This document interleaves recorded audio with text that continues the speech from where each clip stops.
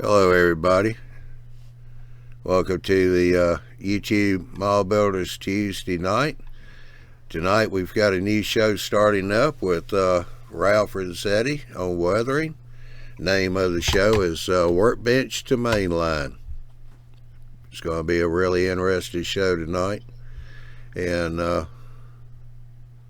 hope everybody, well, don't hope, I know everybody's going to enjoy this show because we talk to Ralph almost every night, so he certainly knows his stuff about it, and his pictures prove it too. All right, let's transition over here to, well, first off, let me just tell you, go to YouTubeMallBuilders.com. There you can check on the YouTube events, the Tuesday night and Wednesday nights. Those are at 8 o'clock Central, 9 o'clock Eastern Time. Thursday and the once a month Saturday show is at 9 o'clock Central, 10 o'clock Eastern Time. And also be sure and click on the eMag and put in your email address there so that you'll be notified when the eMag comes out. We got another issue coming out in about the middle of November, somewhere right around that time frame. And this one's because of the month of November being N. JD's made this one the N scale issue. So you want to be sure and check that one out. And now I'm going to turn it over to Mr. Ralph here. Uh-oh. What did I do wrong? There you go. Now you're on screen. All right. All right, Ralph. There you go. You think this is my first time doing this. Isn't Yeah. it? Yeah. Okay. I'm this on camera stuff is kind of weird to me, but we'll manage. My whole goal is to share what I've learned in this hobby, and I've turned to weathering. It's a totally different aspect. Some people like it, some people don't, and I'm okay with the ones that don't. The only problem I have is that they get rid of the toy-like shine if they don't want to weather. Just a light coat, a dull coat, and that's as good a weathering as you're going to get if you don't want to do any more. And that's fine. So, with that said, I have a presentation that I would like to uh, set up for you. And it's taking the beginner and it's a starting point. It's not just for the beginner, it's for everybody. It's how to add grime and make it look convincing. I've gotten to the stage at the moment where I can be traveling with my wife in the car, and if we have to stop for a railroad crossing, or we're going underneath an underpass and there's trains on it, she points out the weathered cars. I've got her train now too, so that's actually working out pretty good to me. So with that said, here's the presentation. Now,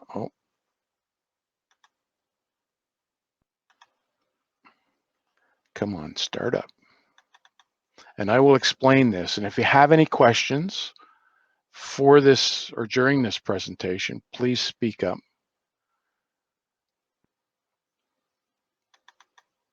Why doesn't it want to start? Oh, maybe it's in behind. Yep, there we go. Can you see that? Okay. So, of all those pictures, only one of them is real, and that's the wheel set. The rest are all weathered state of some sort. So this is the car I chose to do this thing. It's a Norfolk Western Hopper. It's fairly simple. It has the plastic walkways on it. The new ones have the photo etched, and the photo etched are almost impossible to take off. If you can take any of the hardware on the car off before you start, that's the best thing to do. So I start by mixing up some water mixable oils. I have the Winsor Newton. I use gouaches as well, also Winsor Newton. Gouaches are watercolor paints, and they come in a tube like a toothpaste tube or like oil paints do, but a smaller tube. And I mix the two together using window washer fluid from your car and microsol. And they do mix together. And once I have that done, I apply it all over the car. And you don't have to be careful with this. It doesn't matter where it goes because you're going to be taking it off. So you spread it on liberally all over the place.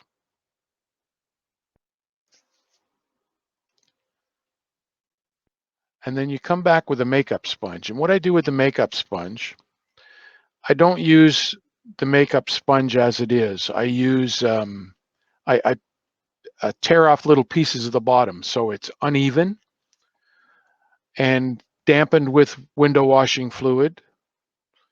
And then just so that you've got some, like you can soak up liquids better with a wet or damp article than you can with a dry one. Dry ones, I don't know what it is about them. They seem to want to resist the liquids at first.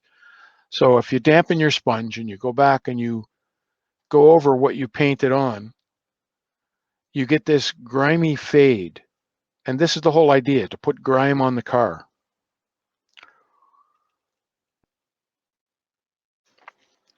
So after you've done it, that's sort of what it looks like. Now, at that point, or even actually before you start, it depends on how you want to do this. I always work from a prototype photograph. And if I can't get the exact car that I'm looking for, like the road name, I will find one that is the same car, weathered the way I want it.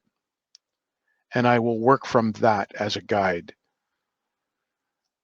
So you can, if in some cases you see like a CN car or something that has big block letters where the paint is actually fading off, you can scratch that off with a fiberglass brush, and I'll show you that later. But you can scratch it down so that it looks like it has been weathered off, and then you put your grime on. So there's what the bottom of the sponge looks like. So now, to get the letters to fade, because those letters in that last picture, they were still kind of dark. There's no, okay?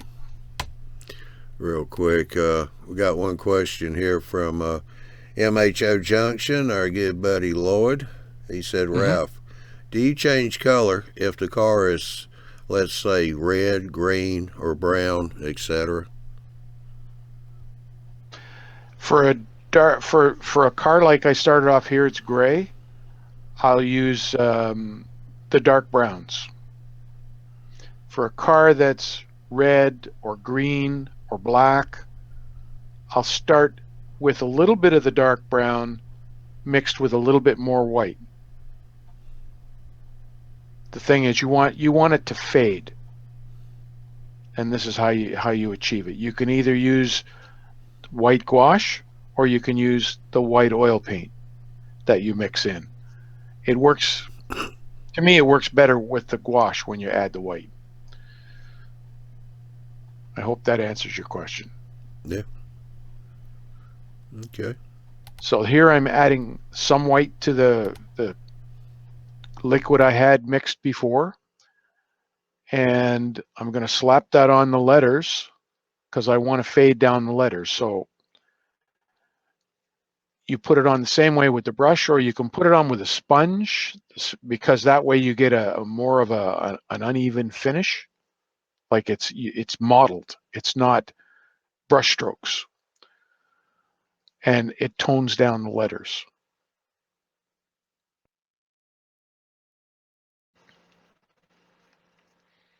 Then you come back with your brush and you add it to your sills, to your railings, to the stairs, to your catwalk on top, even the underside. But I only do one side of the car at a time. So if I'm working on this side, I'm working on this side completely. Then maybe I'll work on the top or work on the other side and then the top, work on the two ends at the same time, like separately. But don't do the whole car, because if this stuff dries, you're going to have trouble trying to take it off with the sponge. So it's put it on, take it off. Don't wait for it to dry. And when you get up underneath the walkways, it's not always easy to get a sponge in there. So you put it on with the brush, you take it off with the brush. But now you use the brush like a dabbing motion to try and give you that mottled finish again.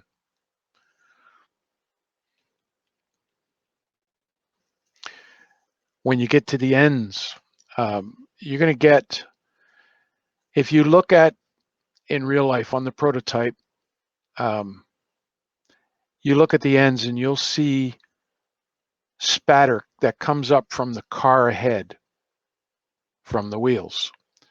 There's two definite lines of grime or dirt, and depending on how dark the soil is in your area, that's where you're getting this grime from. So you try and match your road. If your road has a lot of reds in the soil, then your cars are going to look a little bit on the reddish side, because it's dust that's being kicked up by the wheels. So in order to get that spatter, you put some of that stuff on your brush and you just flick the brush, and it gives you that line of droplets that go on the back. You can see it better on the right-hand car, the spatter. So then you go to the bottom, you do all the same thing to the bottom. You paint it on, you dab it off with a sponge and go at the corners and the crevices with a brush. And once you start this process, you're going to start, like I used a 1/4 inch, 1/2 inch brush here. That's going to be your weathering brush from now on, because once you start doing this, there's no recovering, because if you start dabbing it, the hairs on it are going to start to curl, and that's okay. It makes it a better dabbing brush than a painting brush. So now you want to put the grime on the walkway and so on. Again, you do it with the sponge, the roof hatches. And here's where you have to know your car. And if you don't, you have to sort of guess at it. When they put these cars together, initially they had metal hatches. So the metal hatch is definitely going to rust or deteriorate the same way a metal would. So at some point, some of them went to aluminum, and then some went to fiberglass. If they went to fiberglass, all you're going to see on them is road grime. You're not going to see any rust, except for where the hardware is. So you're going to have to address that separately.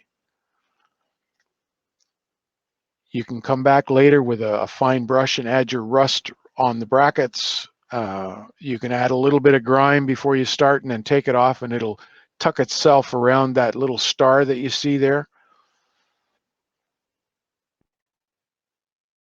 like so.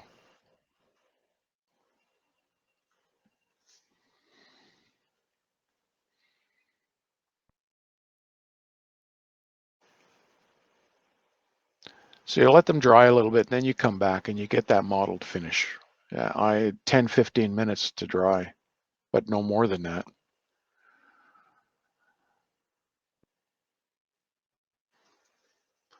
So here you come with the brush again. Because there's certain areas that you can't get at, you have to dab underneath the walkway, so you might as well do the whole top like that.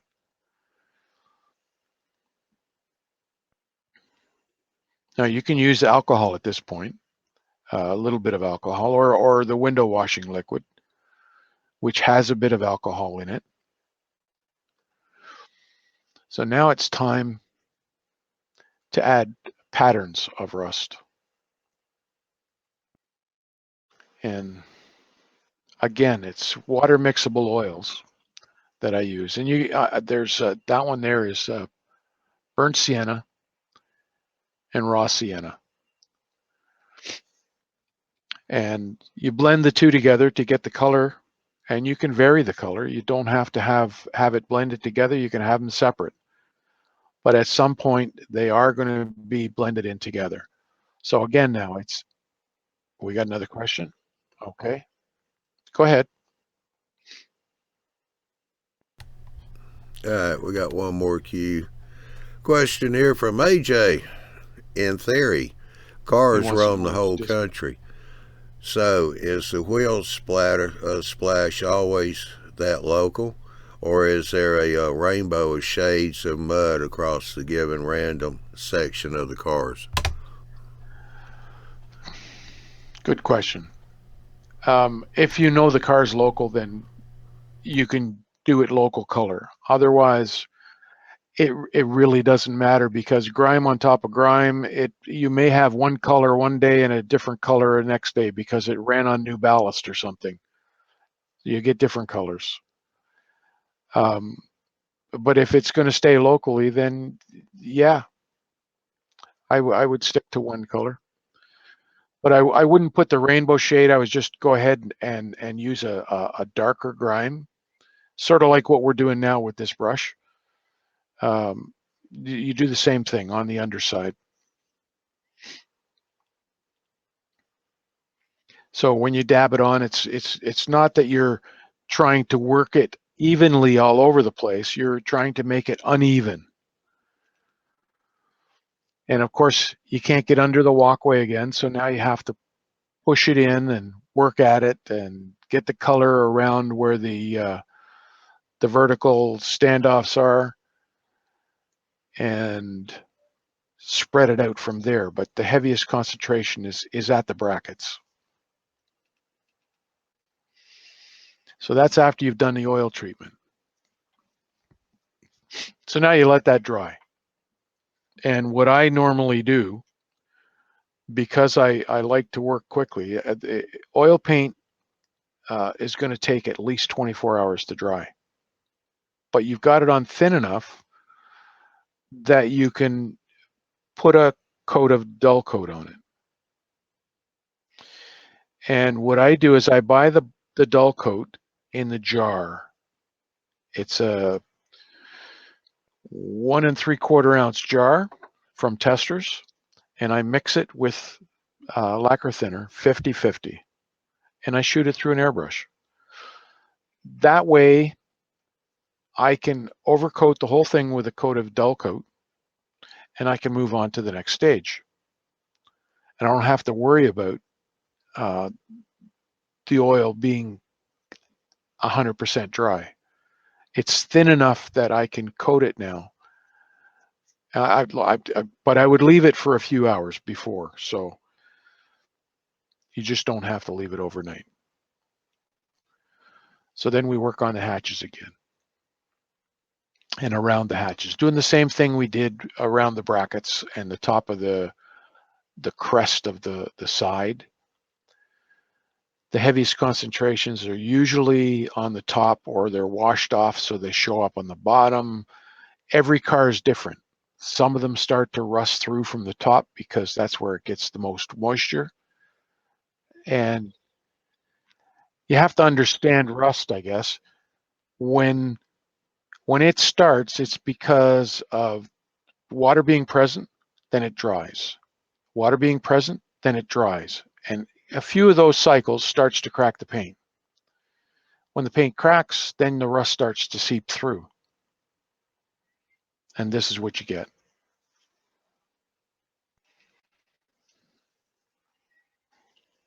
So now this is all done so far without any powders of any kind. This is just the oil paints and the gouaches. You can do this whole thing with gouaches if you really want to. but it's going to take a lot longer because the gouaches are watercolors and you have to be really careful how they go on. So now it's time for rust pits and streaks. What I do is I take the oil paint, and in this case it's burnt umber or raw umber, burnt sienna. Mix them together with a little bit of well, they'll mix together on their own. You don't have to use any thinners or anything. And you put on these little dots of what look like rust, festering rust.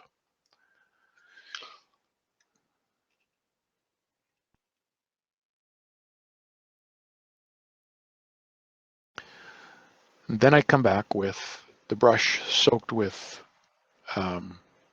mineral spirits, or even the microsol, and you drag it down over the dot.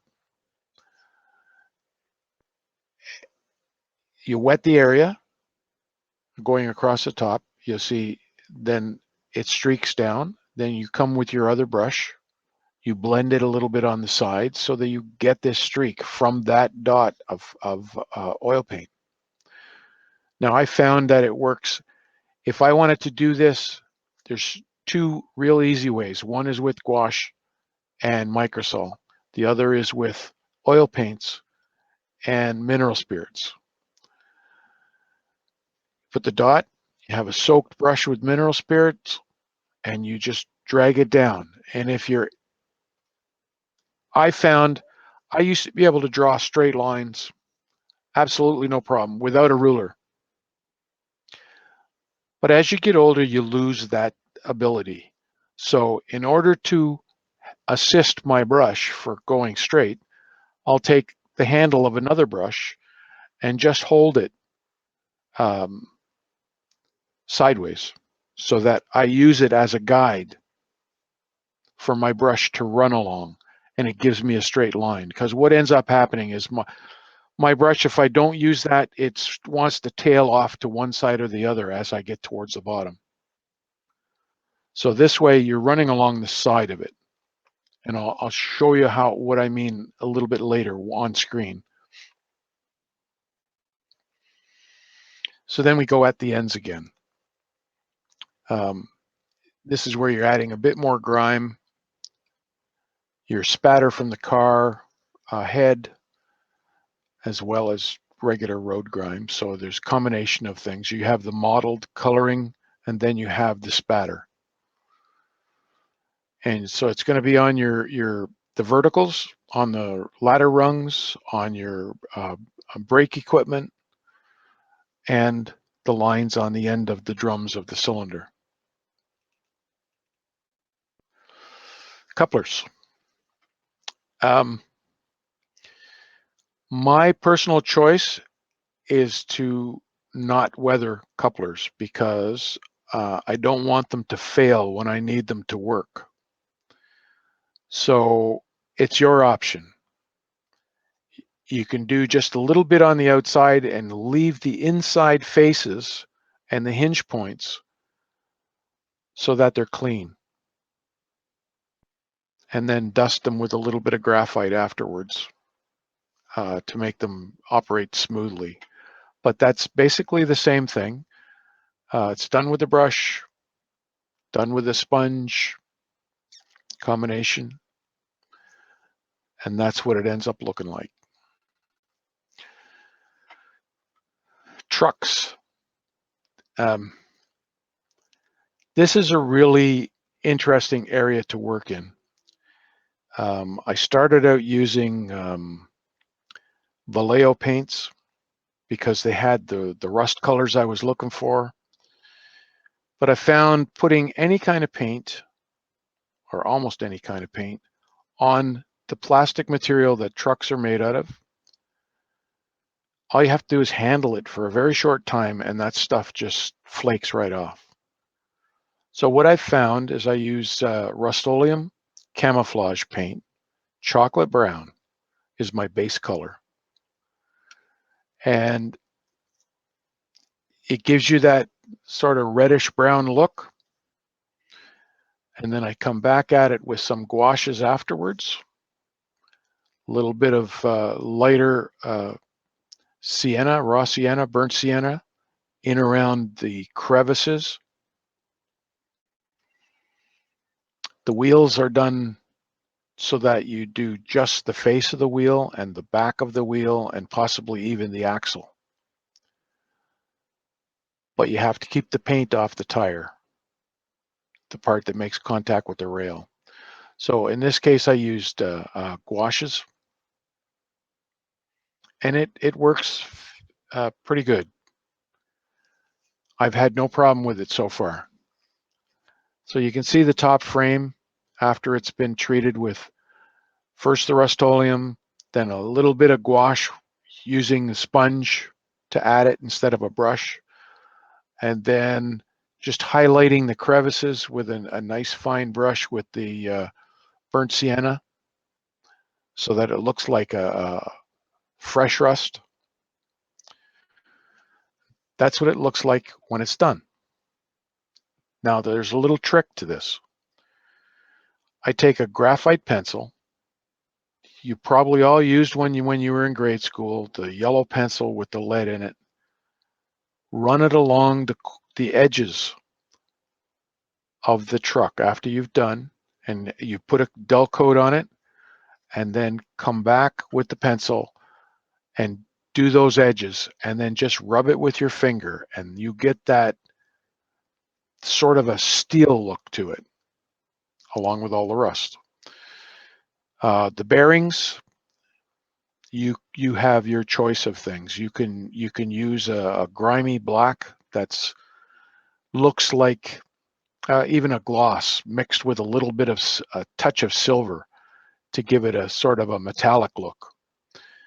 Or you do it in a grimy black and you touch it with future floor finish.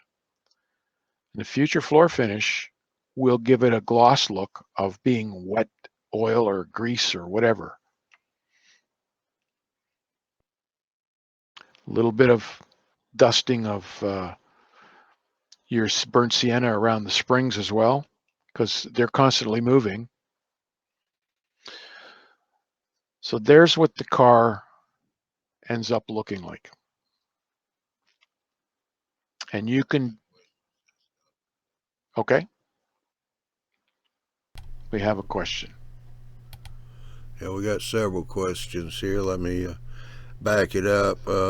Sparky and Ralph are having a little bit of a conversation here, so hopefully they'll be asking weathering questions here pretty quick. Jim Watson. Jim, we're on a little bit of a tight time schedule tonight, but I do promise I will get Ralph to show you his fascia and go into some detail on it, maybe on the next show. But tonight we're not going to be able to get into that. I apologize, but we're just on too tight a schedule. Let's see. Michael, how you doing tonight? He said for the wheels itself, do you use paint or rust powder? You've already explained that one. Dave asked, could you use acrylic instead of the oil paint? When Yes. you go ahead. Yes.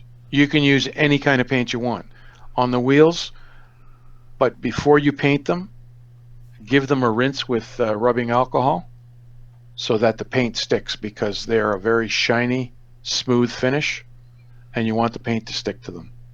If there's any bit of grease on there, the paint will chip off, no matter what you use. Let's see.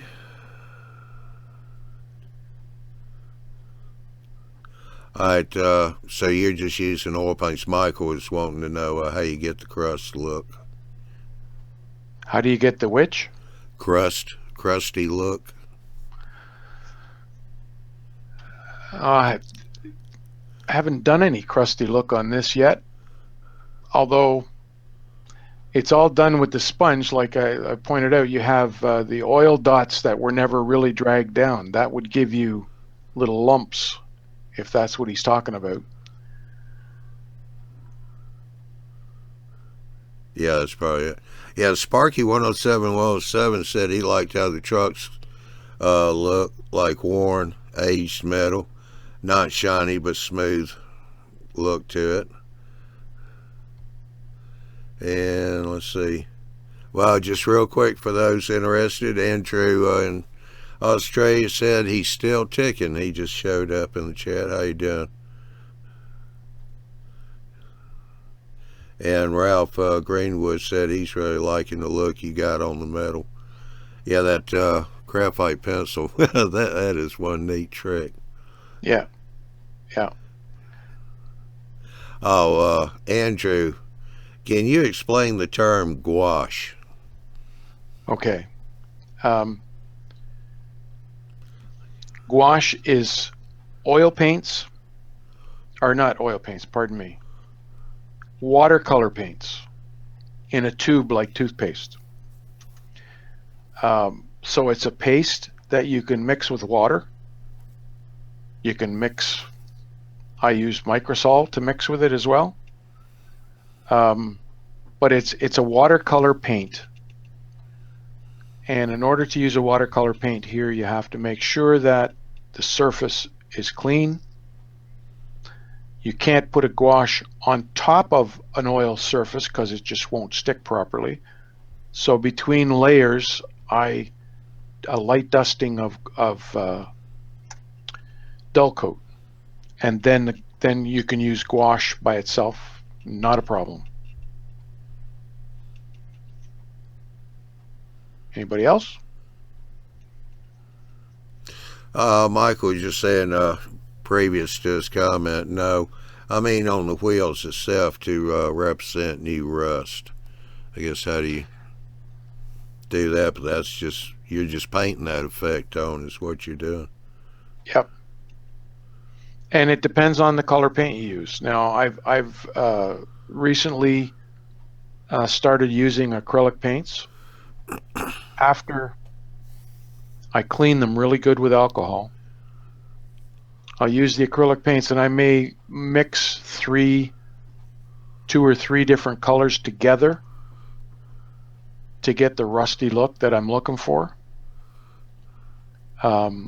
Because on the wheel face, it's not really bright rust. It's rust with a whole bunch of dirt and grime on top of it. And then if you want to touch off where the hub is with a little bit of a like I did on the trucks with a burnt sienna, you can do that, but it's not necessary because the truck actually covers the hub of the wheel. Okay. And depending on your scale, of course, if you're down doing N scale, I wouldn't even bother. I would just paint them whatever color and do as much detail as you can, but you have to remember now you're half the size again. And the level of weathering that you do on an HO car, on an N scale car, will wash, it just won't look right at all. So you have to go a little bit lighter on the N scale. Weathering doesn't scale very well. As you get bigger, you have to add more.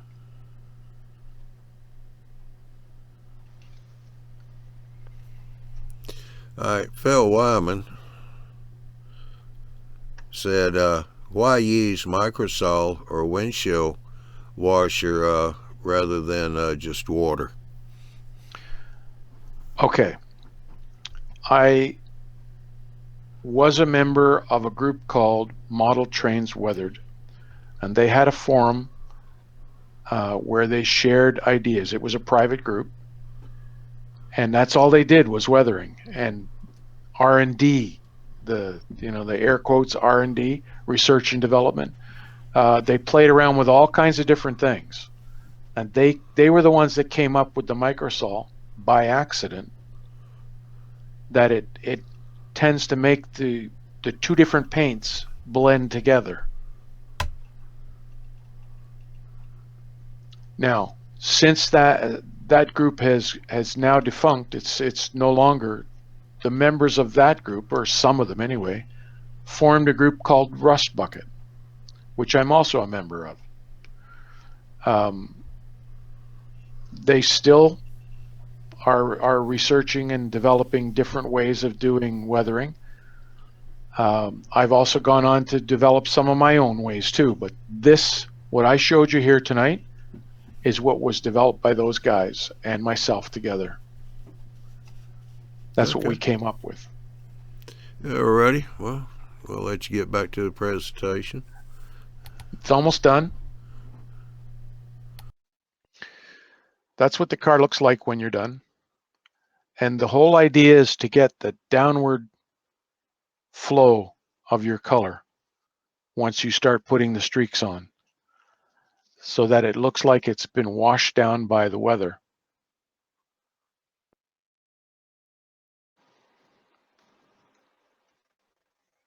What happened here? Okay. Yeah, it went back to 1. I think that's the end of that one.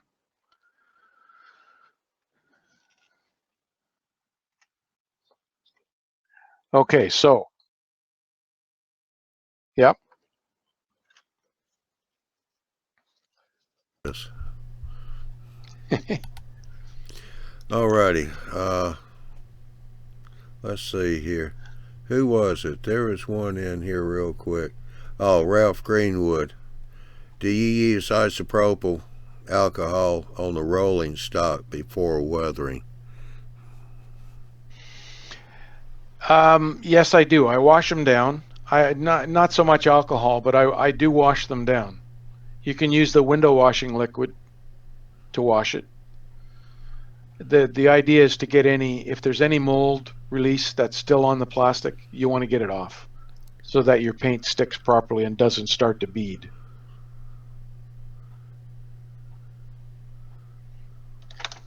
Okay. And for those who haven't seen it,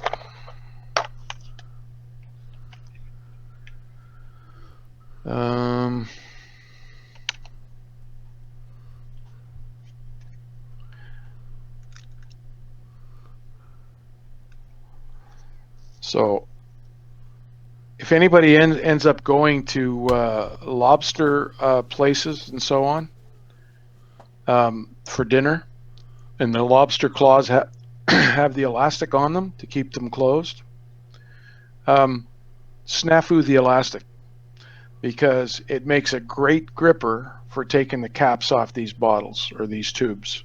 A little out of frame.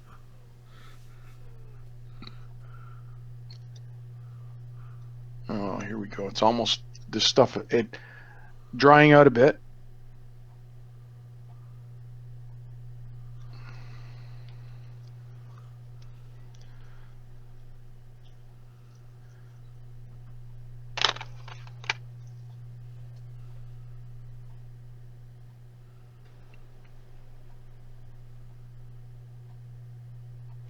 Okay, so the dark one is gouache, and the light one is the oil paint.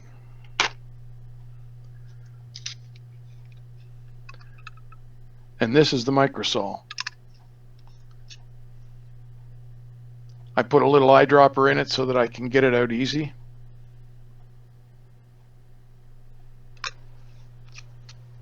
About 1 drop. It was 2.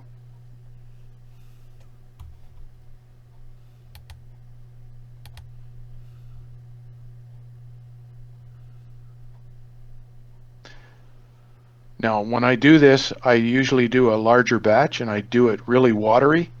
I'm just showing you that how it does mix together.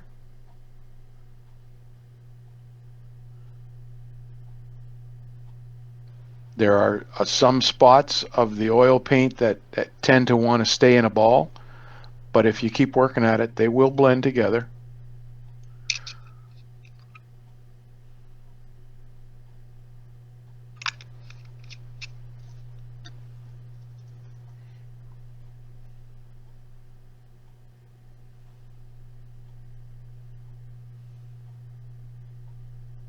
So I'm ready to put that on a car. I would have put a darker color in as well, like burnt sienna. And these are actually called water mixable oils. Artesian.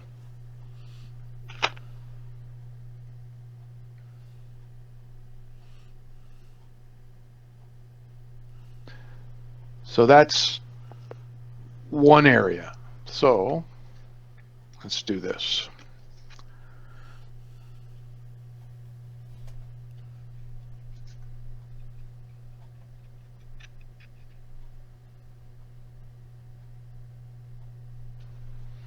All right, where'd my sponge go? No place to put it down. Okay. And if you don't believe me, windshield washer liquid, there it is, windshield washer liquid. And it works beautifully. So I put it in a small bottle with a spray top.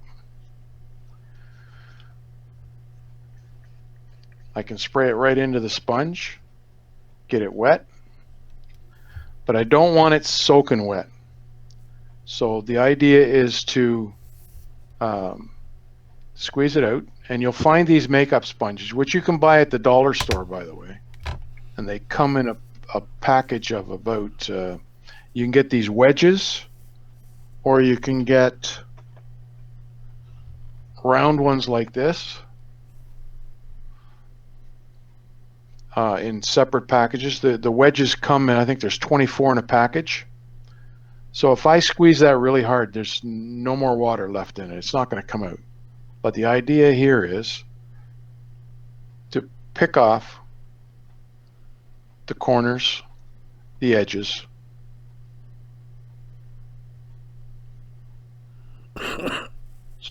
so that they don't leave a straight line.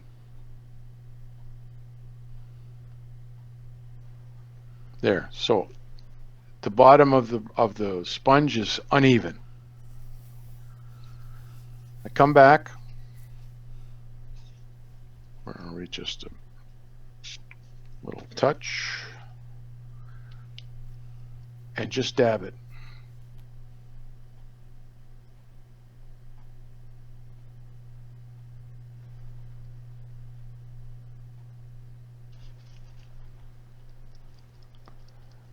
You're doing this on the side of a car.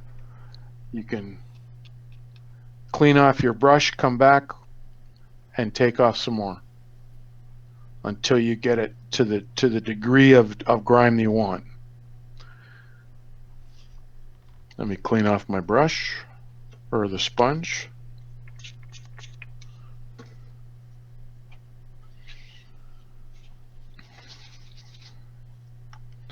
And we come back at it again.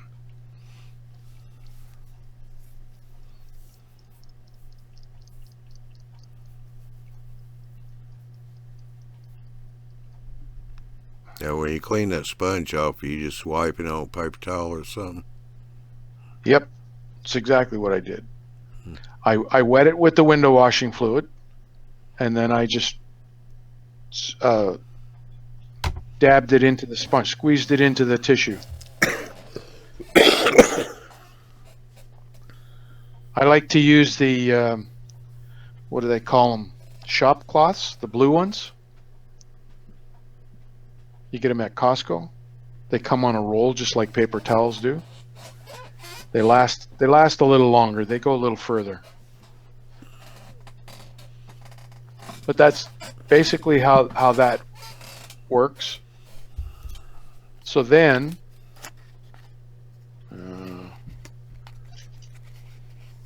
don't need the sponge in there. Okay.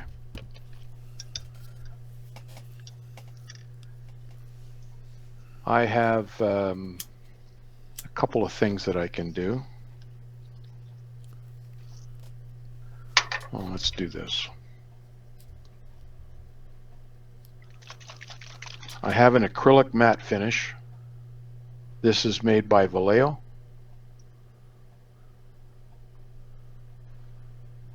Is it going to focus or not? Anyway, it doesn't matter.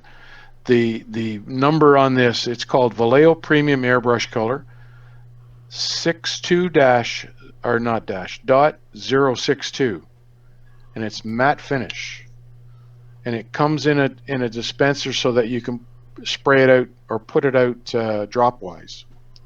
So I'm gonna spray that. So I want a couple of drops in here.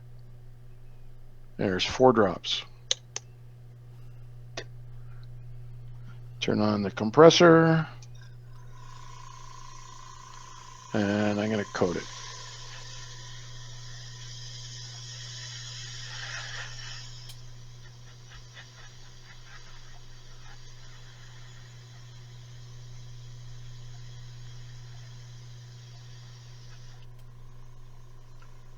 And that's pretty well it.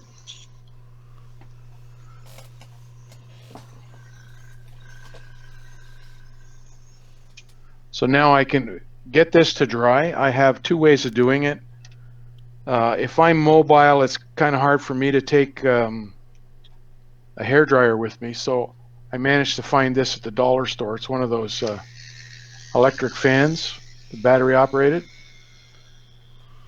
So I use that to dry what I just airbrushed. You can use the air from the airbrush if you want, because I have it like it's a dual action brush. All right, while that's drying, we got a couple of comments.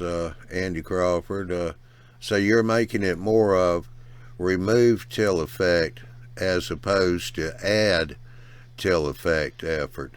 And hi, Curtis, That's right. how you doing? Go ahead.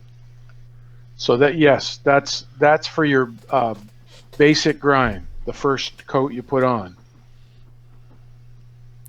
Yeah, we got Dustin in here. He has a question about, would that sponge dabbing technique work just as well for fading as it dries for the rust and grime?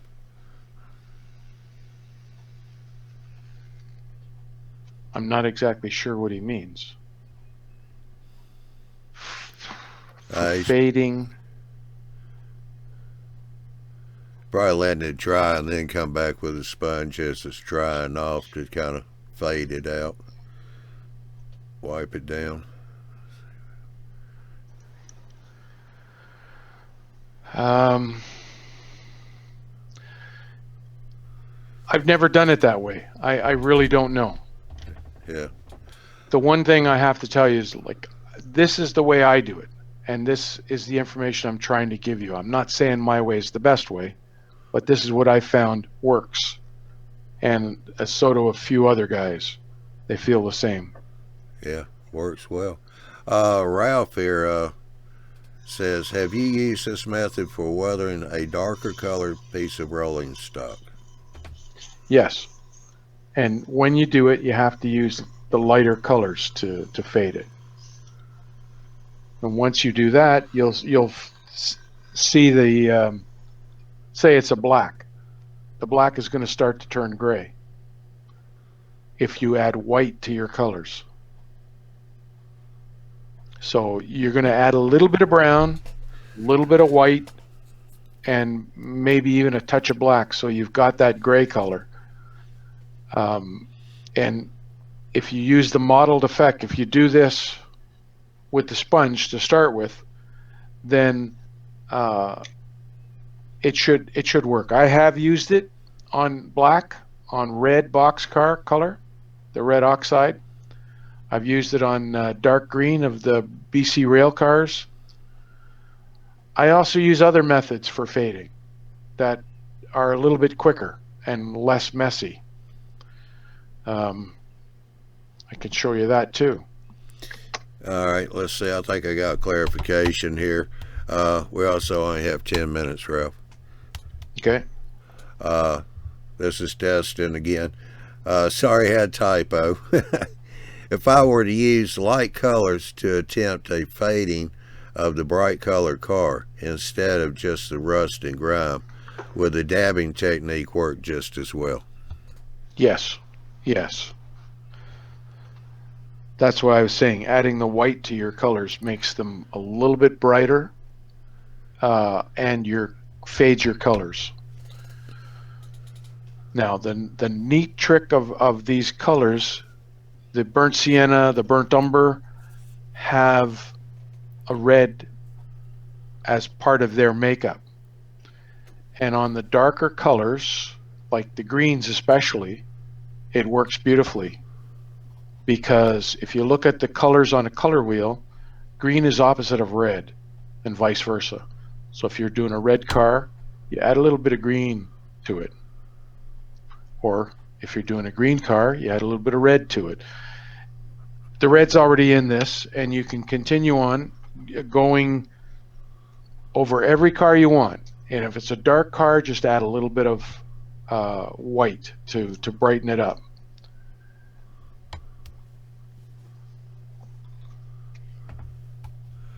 As Stu just made a bit of a funny comment here. He said, I need to find out what the dirt is on my computer screen. It looks like a good weathering too. LOL. Leave it Okay. up to Stu and AJ. Well, there's another technique, and Andy made mention of it. Mr. Crawford. He says Ralph oversprays with a white spray, and that's true, I do. And I'm going to show you that right now. Where's my Kleenex?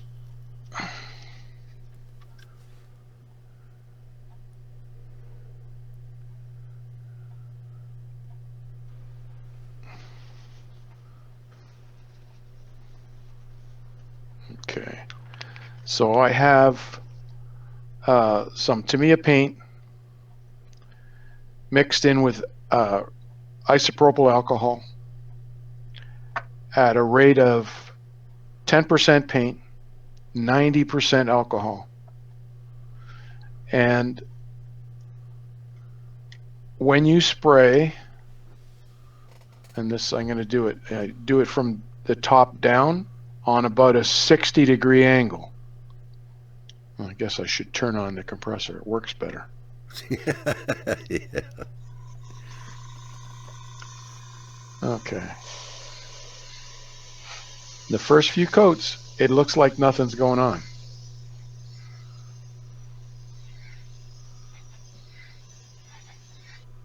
I'm going to do the one side so you can see the difference. Now this car, I want it to go really faded.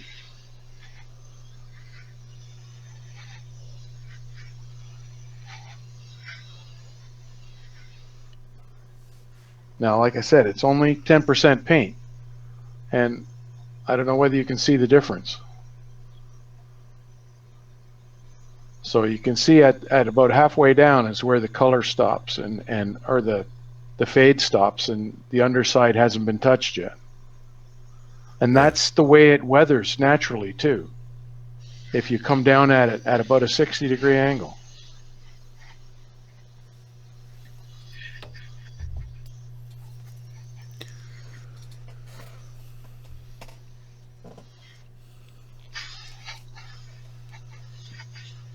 And then after you've got about 3 or 4 coats, you stop and let it dry.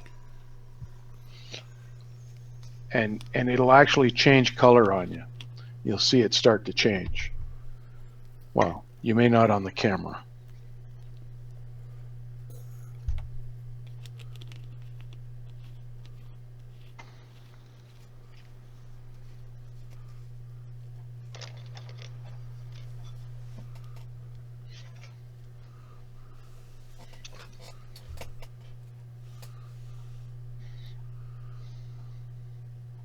It's funny, that car looks almost turquoise on the screen, and yet with me it's a real royal blue. I'm getting a blue here. That's the undone side.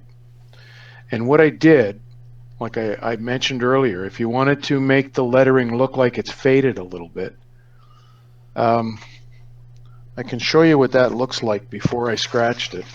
I have another car.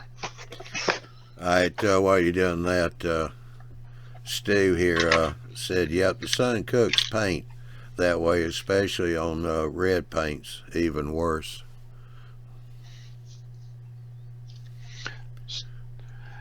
It does it to all paints. Yeah. And the reason why you see it more nowadays is because they're using clear coat over it. And the clear coat is what starts to turn white under the hot beating sun. Paint does fade. I mean, you can have a locomotive or a box car or whatever kind of car come out of the shop today, and by the end of the week, it's not the same color it came out of the shop as.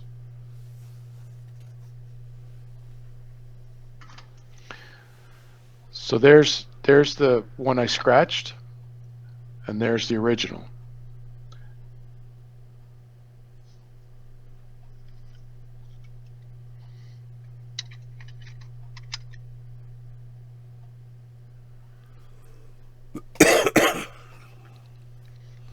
Yeah.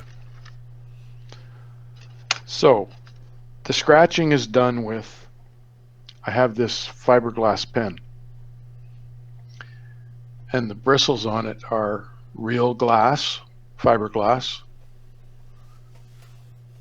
And you have to be careful. If you're doing this, make sure you have gloves on, because if this stuff gets in between your fingers, it'll be itchy for days.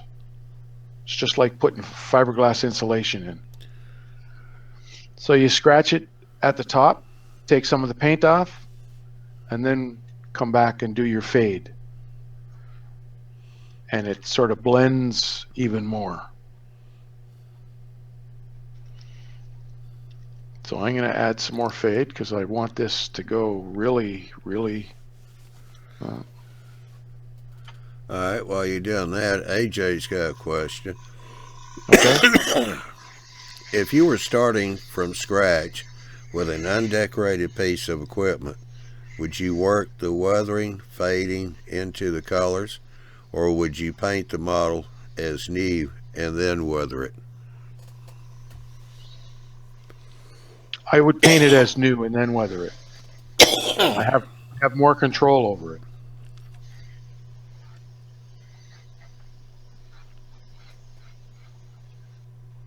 So the guys that do the military stuff, they have a what I call a blank canvas. They start pretty well from scratch, like you're talking about. No decals, nothing, and they paint, and they get to a certain stage before they do their heavy weathering, and then they add their decals. When they add their decals, they use future floor finish, because most of the paints that they have are flat paints, and in order for your decals to stick properly, it should be on a gloss surface. Future floor finish is a natural acrylic, and it's glossy. You put your decal on, then you put another layer of future floor finish on, and it tends to hide the edges of the decal. Then they go back and they add whatever dull finishes they want to it and continue on with the weathering. But once you put a decal on, you cannot use this brush on the decal because it'll rip it to shreds, even if it's stuck on. So that's basically what I've got so far.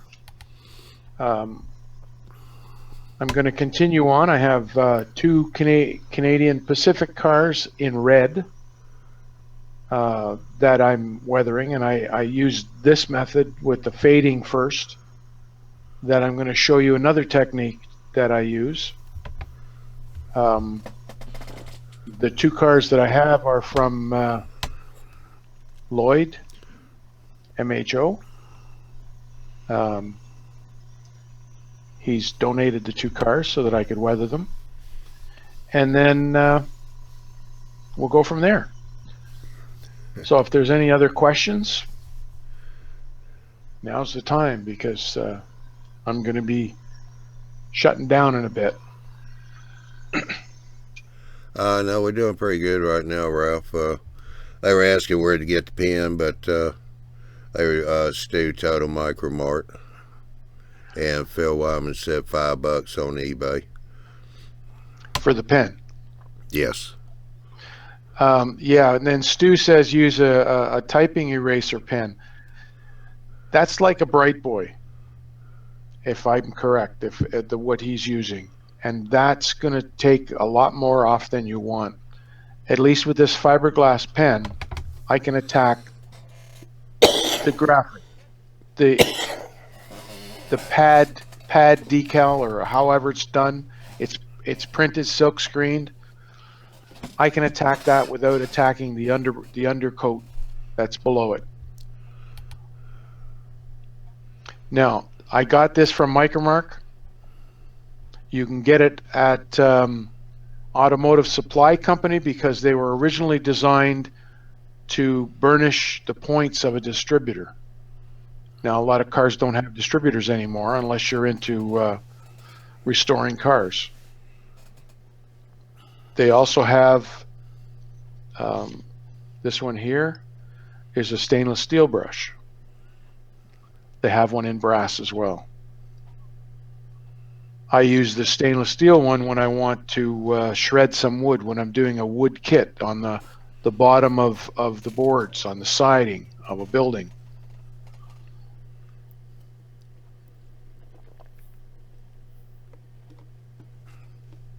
So that's it for tonight, guys. If you have any other questions, save them for next week.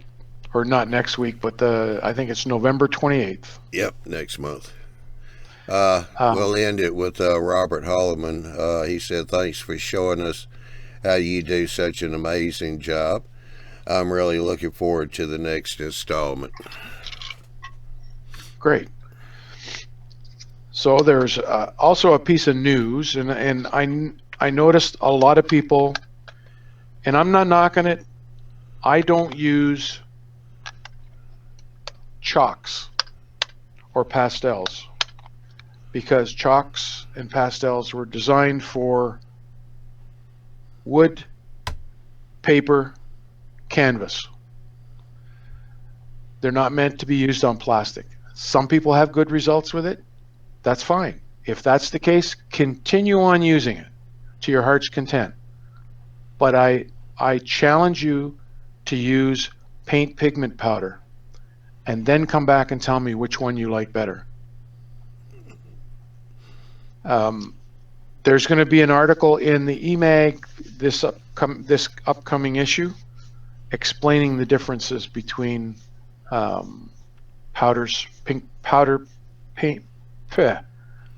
pigment powders and chalks or pastels.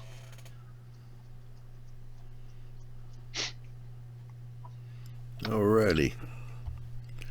Well, appreciate it, Ralph. This was definitely a good show, and everybody's saying thanks. They've really enjoyed it. So we'll switch on over here and bring it to an end.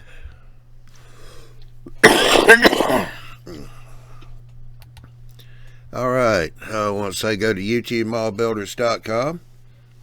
There you can check on all the schedules for the Tuesday, Wednesday shows. Those shows come on at 8 o'clock Central, 9 o'clock Eastern Time. The Thursday show and the Saturday once a month live show, those air at 9 o'clock Central, 10 o'clock Eastern Time. Big Bill just had his show last Saturday with Troy and Steve Montgomery. That turned out to be a really good show. An update on Troy's layout and Steve's buildings he's done for him. Also be sure to click on the eMag and sign up for an email notification when it comes out, which will be about, somewhere around the middle of the month in November. That's going to be N scale, all about the N scales, and Ralph has got an article in there about weathering, so I know everybody's going to enjoy that one. And let's see here, next month we've only thing we got left for this month is my Thursday show, which will be 2 days from now, the 26th. And then November the 1st will be the Arduino show with Chris. And then the 14th will be fine scale. And the 15th will be into the locomotive shop. Just because of the way the months work out, those I know are one day apart. They're back to back, but that's just how the calendar works. And then we got the live show on the 18th and Ralph's weathering on the 28th. So we shall see you Thursday night for the Johnny's Mall Train Talk Show. Y'all have a good evening, and we'll see you Thursday night. Bye.